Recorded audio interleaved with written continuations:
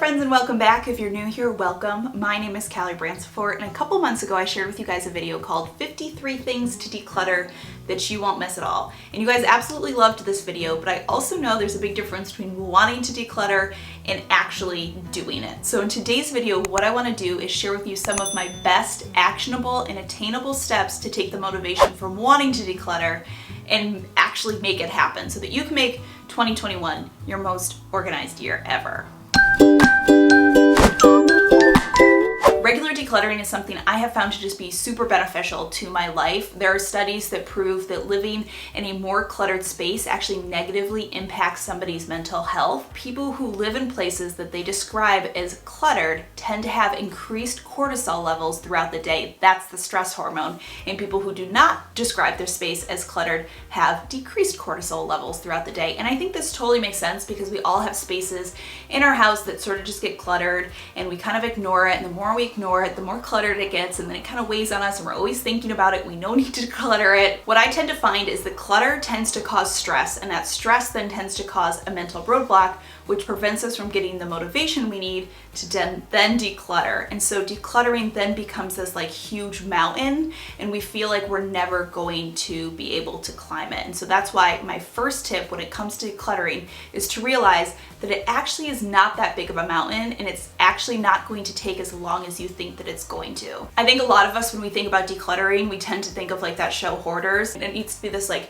huge process, when in reality, instead you can break decluttering down into much smaller tasks. By breaking your decluttering into just small little tasks that you do every single day, it makes it way more attainable than trying to do like a full house or a full room declutter at a time. So my suggestion is to keep a running list of places that need to get decluttered, and I want you to think really small and really specific. So instead of saying I need to declutter the kitchen, you want to say I need to declutter the kitchen utensil drawer, or the kitchen island, or the Tupperware cabinet, or underneath the kitchen sink. The point is you want to make a list of small, specific things that need to be decluttered, and then work on just tackling one a day or even 2 or 3 a week. By doing this, we're just making decluttering feel so much more attainable. I think we all agree that we can spare 5 to 8 minutes somewhere in our day, so it's taking this sort of like mountain and making it something that we absolutely can tackle, something that we can climb. And that sort of brings me into my next point, which is the goal with decluttering is for you to sort of start to be in the constant state of decluttering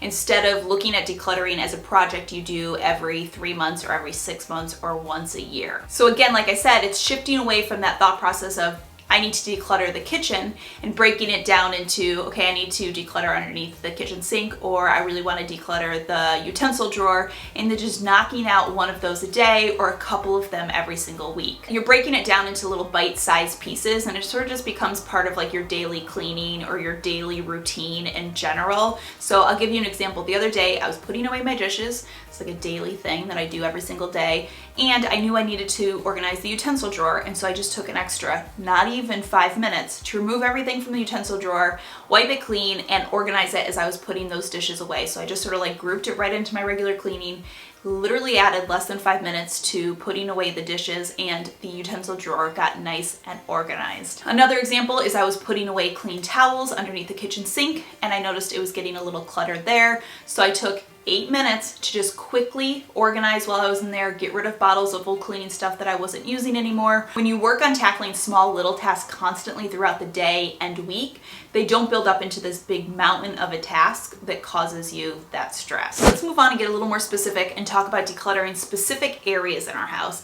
And let's start with the closet. I think a closet is a place that pretty much all of us at some point feel like is too cluttered. We feel like it's bursting at the seams. I know in my life, I spent a lot of time with a closet that was just like a total hot mess. And even though it was chock full of clothes, I always seem to open it and never have anything to wear. And that's why now I'm a big believer in streamlining your closet to be full of things that you actually need and not clothing that you just think you need or that you want. And I actually have an entire video all about this, how I decluttered my closet and how I have a more minimal closet, and I will link that video down below. But the main point of the video is that you want a closet that when you open it, it is full of at least 80 to 90% of clothes that you can wear on that specific day. Say, for example, you spend 80% of your days working from home, and like running errands and doing stuff around the house. You want 80% of your closet to be comfy, casual clothes that you can use working from home and running errands. So it wouldn't make sense for 50% of your closet to be fancy blouses and cocktail dresses. So the challenge is to think about how do you spend your days and what kind of clothes do you need for those days,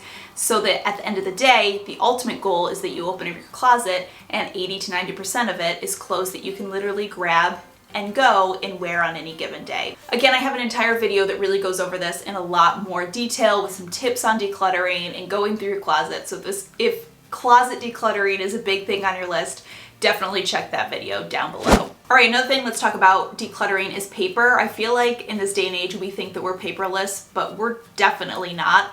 I know that there's always paper scraps still like looming around in our house. I'm constantly having to find innovative and smart ways to declutter them to get it out of my life. So let's talk a little bit about paper. First, let's talk about receipts. First things first, if it is a receipt that you need to keep, you want to have a dedicated space where those receipts go. I have a clip that's right in my kitchen because my kitchen is literally like the room that I walk into when I come home from, like when I get out of my car. And so it's just a really easy place for me to make sure that the receipt is getting right where it goes. If it is a receipt you do not need, just get in the habit of immediately getting it into the trash can. But if it's a grocery receipt, of course, don't forget that you need to scan it into your Fetch Rewards app first. This is an app that I have told you guys about in the past, that you're probably used to me talking about it. But in case you missed it, Fetch Rewards is an app that partners with a bunch of brands and gives you points for purchasing from these brands. So it only takes about 10 seconds. You scan your receipt, it redeems points for you, and then you can spend your points on gift cards to anywhere that you like to shop, places like Walmart, Target, Amazon, Best Buy, etc. So personally, I've gotten into the habit of just immediately scanning my receipts when I get home, and then once the receipt is scanned, I throw it out so that it's not bogging down my life. And I've actually been working with Fetch Rewards all throughout 2020, and so I was really excited that they wanted to sponsor this video, because when they do that, it means that I have free points to give away to you guys. So all you have to do is download the app. It is totally free to download, and then use my code BFCoffee, and you'll get your first 4,000 points for free when you scan your first receipt. Another thing I love about Fetch is it also works on e-receipts, because personally I've been doing way more online shopping in 2020 and probably will continue into 2021. Because while I did mention it's for grocery receipts, you actually can scan all sorts of receipts with Fetch, because it's not just brands that are grocery only items. So you can actually connect your Amazon account and your email, and Fetch will scan for e-receipts from places that you shop online like Amazon, Walmart, Target, Instacart, Chewy, and so many more. So you can maximize your points and make sure you're getting the most points possible. All right, a few more tips for managing all the paper in your life. Go through your mail the minute it arrives. Junk gets recycled. Mail that needs to be dealt with should have a special spot that it goes. And if you don't have a spot like this, you need to identify one. We have a bucket in our file organizer that's dedicated just to paperwork and mail that needs to be attended to. And then pretty much every time I add anything to that, I check to make sure there's not anything that needs to come out. Another tip for reducing paper in your life is to consider getting a Rocket book. This is something I got a couple months ago, and I literally cannot look back, because this is like the best notebook ever. I personally am a big list maker. I make lists for grocery shopping, for meal planning, for time blocking, daily to-do lists, weekly to-do lists, monthly to-do lists. I like to make a lot of lists. And that used to just lead to like a ton of scrap paper, a ton of notebooks, lots of paper in my life that I didn't need until I switched over to the Rocket book. And the Rocket book is essentially just a reusable notebook that has 30 pages that I can use for all of my lists and all of my schedules. But once I no longer need that list, the page actually wipes clean with a damp paper towel. There's also an app attached to it, so if there's a list or page that you need to reference like down the road for some reason, you can actually upload the images of the pages right into the app and store it for later. But overall, this product has been so helpful for me, because now all of my little notes and my lists are all together in one place in this very small notebook that takes up very little space in my house, and has decreased the amount of just like notepads and scrap pieces of paper in my life by so much. Let's move on to just talk about a couple of basic decluttering tips for any of those things that you seem to just sort of be hanging on to in your life that you can't seem to get rid of. And we tend to hang on to things for a couple of reasons. The first reason I find we tend to hang on to things is guilt. Maybe it's something that you bought and then you never used, and now you feel guilty that you never used it. and you feel guilty letting go of it. So what I want you to do is accept that it is okay to feel guilty letting go of something, but it's not okay to just hang on to stuff randomly simply because you feel guilty letting go of it. Another reason that we might keep something is we've sort of just developed like an attachment to it. And often these attachments are just sort of random. Obviously, you know, we may be attached to something because it's extremely sentimental or belong to a grandparent, and that tends to make a little more sense, but sometimes we will create over attachment to things that don't even really make sense. And we sort of just create these like silly rules on why we have to keep something in our life. And a really great tip that I learned is to actually have a friend help you with decluttering. It has been proven that as you are decluttering, if you don't touch an item, you actually are more likely to be able to let it go. So have a friend help you, and as you're going through stuff, have them pick up an item and say, is this something that you need? Because if you touch it, you're more likely to want to keep it. And lastly, one of the best ways to declutter is to actually start right at the source, which typically is shopping.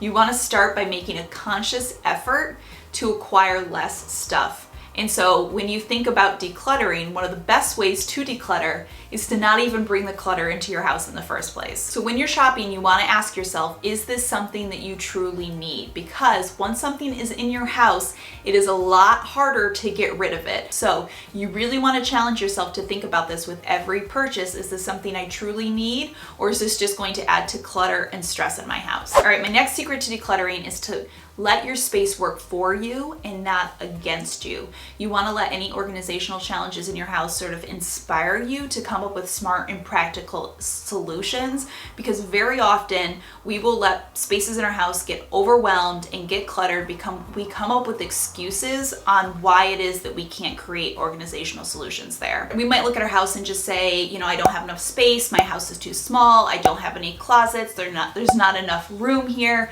But I truly believe that there's an organizational solution to every problem if you're just sort of willing to look outside of the box and find that solution. And yes, sometimes this does just come down to looking at everything you own and saying, do I really need all of this stuff? I personally don't live in a super huge house. It's not tiny by any means. I'm aware that it's larger than many other houses, but at just about 1,200 square feet for a family of soon to be 4 with 2 adults that work from home full time, that is considered sort of smaller for a lot of people. We don't have an office, we don't have a guest bedroom, we don't have a mud room, we don't have a pantry, we don't have any bathroom closets. So I definitely know the hard truth about feeling like you don't have enough space for things, but also the real truth is we purposely bought a smaller house and prefer smaller houses because I find that if I have a bigger house, I'm just going to fill it with stuff. And by having a smaller house, it really forces me to constantly look at everything that I own and ask, do I need each of these items? Because space is just so much more precious. So what I want to challenge you to do is let your space inspire your organization instead of creating a roadblock where you say, I don't have the space for this. Let me give you a couple examples of what I mean. We don't have a mudroom or a coat closet in this house, so I utilize the back of the basement door to hang jackets.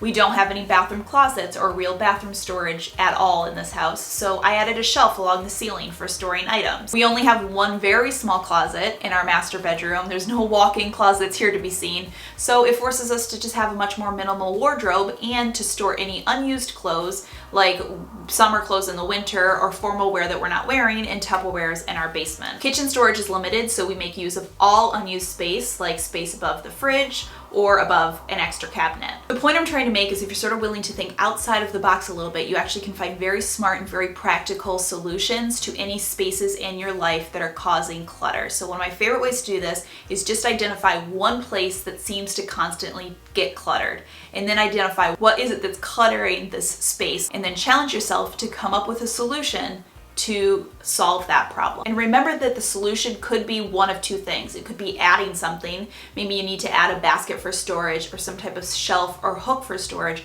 or it may involve changing the way that you do something in your house. For example, going through mail the minute that it comes home so that paper doesn't always accumulate on your kitchen counter, or only bringing laundry up to your bedroom when you are ready to put it away so that clean laundry isn't taking over your bedroom. All right, my next trick is one of my favorite ones to use. I use it every single day, and it is called the 15-minute trick or hack, 15-minute solution. I don't know. It doesn't actually have a name. I'm just naming it right now on the fly. But I find that very often when it comes to decluttering something, the number one problem isn't actually decluttering it, but it's finding the motivation or want or time to do it. And so what I use is this 15-minute trick where I just set a 15-minute alarm on my phone. I also highly suggest that you put on some happy, upbeat music because it totally helps. And then you just tackle everything you can in that 15 minutes. And the reason this works is most of us agree that we can give up 15 minutes somewhere in our day. It doesn't feel like we're giving up too much time. We know that when the 15 minutes is over, we can go do whatever it is we want to do, sit on the sofa, scroll through TikTok, watch TV, take a nap, whatever. But at the same time, you will be so surprised how much you can get done in 15 minutes. I often find that I can complete an entire task that I wanted to do and then maybe have time to even start another one in those 15 minutes. Okay, my last and final hack is called the flat surface rule. Flat surfaces are things in our houses that tend to become the most cluttered. And when we have clean flat surfaces, it's one of the things that make our house feel so much cleaner and so much more spacious. So this trick is to focus on keeping any flat surfaces in your house clear of clutter and mess. You want to get into the habit of just constantly decluttering surfaces and removing things that shouldn't be there, with the ultimate goal of removing anything from flat surfaces that shouldn't be there. And I know the idea of this sounds sort of daunting. Nobody has constantly clean flat surfaces all the time. But the idea is that if you sort of just get into this constant act of thinking about decluttering your flat surfaces, so like every time you get up to go pee, you're taking something off a flat surface and putting it back where it needs to go. Or every time you go upstairs, you're taking something with you. Or when you're going from one room to the other room, you're just constantly thinking about taking things off of flat surfaces that aren't supposed to be there and putting them away where they go. You actually find that this becomes way more attainable because you're just sort of like always in the constant state of doing it. All right, my friends, that does it. That was some of my best tips for keeping a more decluttered home. Obviously, most of us at the end of the day, there's gonna be clutter hanging around in our house somewhere here or there, but these are the things that I have found to help me so much. Like I said at the beginning of the video, the main goal is to just like not let clutter build up. This big huge mountain that's causing stress, and then you feel like you can never do it, and it becomes like, you know, a hoarder's TV show situation. And these are honestly just truly tips and hacks that I use in my daily life that have really helped me so much. I hope that they will help you as well. But as always, thank you so much for stopping by and watching. I hope you guys are having a fantastic day, and I will see you all in my next video.